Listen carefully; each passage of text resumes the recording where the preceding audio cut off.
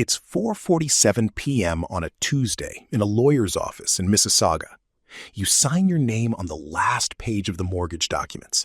Your hand is shaking a little, but not from fear, from relief. You did it. You're a homeowner. Everyone around the table is smiling. Champagne later, maybe. But here's the part nobody warns you about. The moment you sign those papers is not the hard part. The hard part starts the next morning, when the first property tax bill arrives and the furnace makes a noise you've never heard before, and your mortgage payment is suddenly the smallest number on your monthly budget.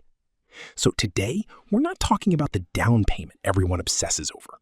We're talking about the real number, the honest number you actually need to buy a home in Canada in 2026 without quietly going broke trying to keep it. Let's start with the headline number everyone fixates on.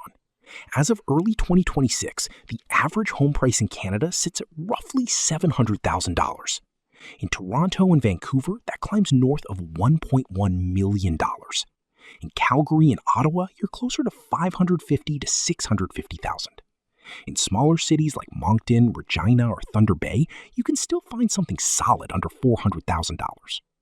The price tag changes everything that follows, so keep your local number in your head as we go, because the math we're about to walk through scales with it.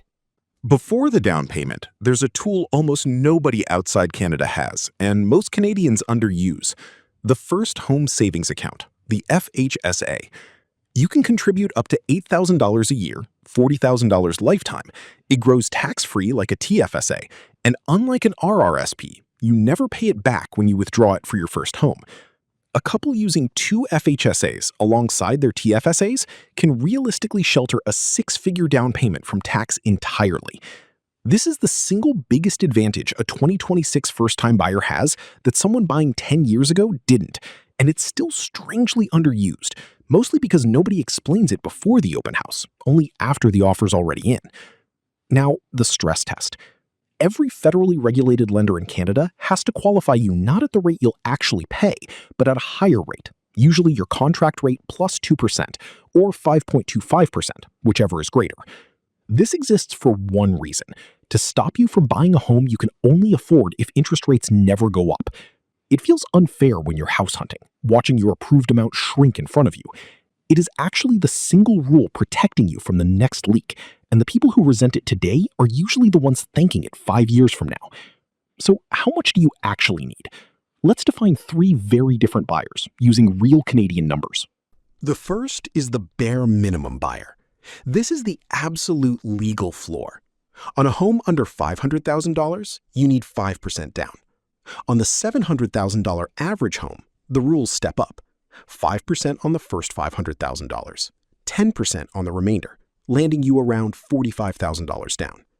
That gets you in the door. It does not get you breathing room. The second is the comfortable buyer.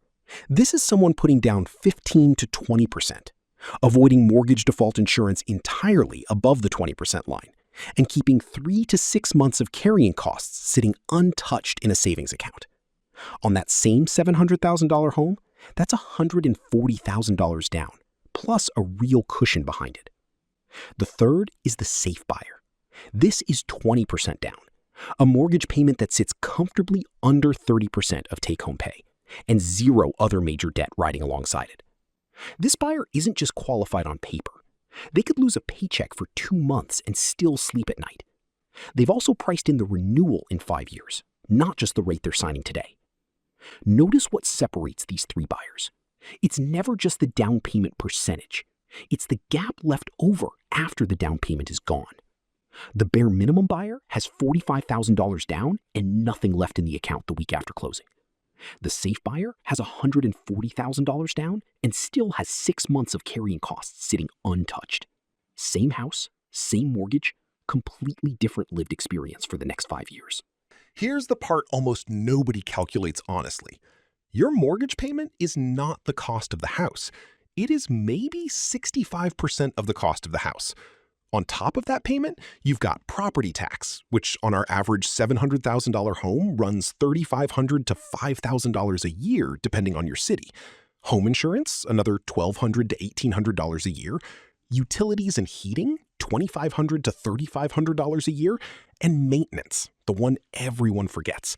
The rule of thumb among Canadian financial planners is 1% to 3% of your home's value every single year, just to keep the roof, the furnace, and the foundation from falling apart. On a $700,000 home, that's $7,000 to $21,000 a year. Some years nothing, some years it's all at once when the roof finally goes. Add it all up, and the true carrying cost on that average Canadian home isn't your $3,400 mortgage payment. It's closer to $4,800 to $5,200 a month once you fold in tax, insurance, utilities, and a realistic maintenance reserve. This is the number that decides whether you're house proud or house poor. And this is where the warning comes in, because this is exactly how good people end up underwater on a home they technically qualified for. The first trap is the renewal shock. Most Canadians lock a 5-year fixed rate, breathe a sigh of relief, and forget that rates can be wildly different in 5 years. Someone who locked in at 2% in 2021 renewed in 2026 at nearly double that. Same mortgage, same house, payment up hundreds of dollars a month overnight. If your budget had zero room in it on day one, that renewal can break you. The fix is simple but unpopular. Qualify yourself privately at a rate at least 2 points higher than your actual offer before you ever sign, so renewal day is a non-event instead of a crisis. The second trap is closing costs, the expense nobody budgets for because it's invisible until the week before you move. Land transfer tax, legal fees, home inspection, title insurance. In Ontario, on that $700,000 home, you're looking at $12,000 to $18,000 in closing costs alone, due in cash on top of your down payment the same week you're also paying for movers. First-time buyers in Toronto do get a partial land transfer tax rebate, but it rarely covers the full bill, and it disappears entirely the moment you've owned a home before. The third trap is lifestyle creep. The moment the ink is dry.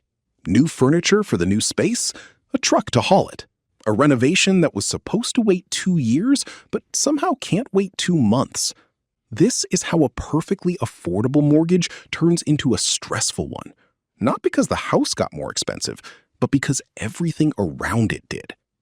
And the fourth trap, the quiet one, is buying at the absolute top of your approval. The bank will happily approve you for more house than you should buy, because the bank isn't the one losing sleep over the next rate renewal. Your approval letter is a ceiling, not a target. So what's the actual answer? For that average $700,000 Canadian home, the safe buyer needs roughly $140,000 down. A stable income that keeps total housing costs under 30% of take-home pay, even after taxes, insurance, and a maintenance reserve are folded in. And 3 to 6 months of those true carrying costs sitting in savings before they ever sign a single document. That's not the bare minimum the bank will approve. That's the number that lets you actually enjoy the home you bought, instead of quietly resenting it every time a bill arrives. If your local market is cheaper, scale the number down. If you're buying in Toronto or Vancouver, scale it up, but the ratio stays the same. The down payment is the entry fee. The cushion behind it is what actually buys you peace of mind. Buying a home in Canada was never really about beating the down payment. It's about respecting everything that shows up after the down payment, quietly, every single month for the next 25 years. The people who go broke buying a house aren't the ones who didn't qualify. They're the ones who qualified on paper and never built the cushion underneath it.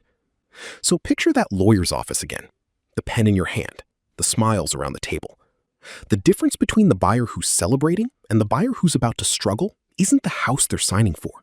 It isn't even the rate on the page. It's everything they did, quietly, in the 2 years before they ever sat down at that table. If this gave you a clearer number to work toward, hit subscribe.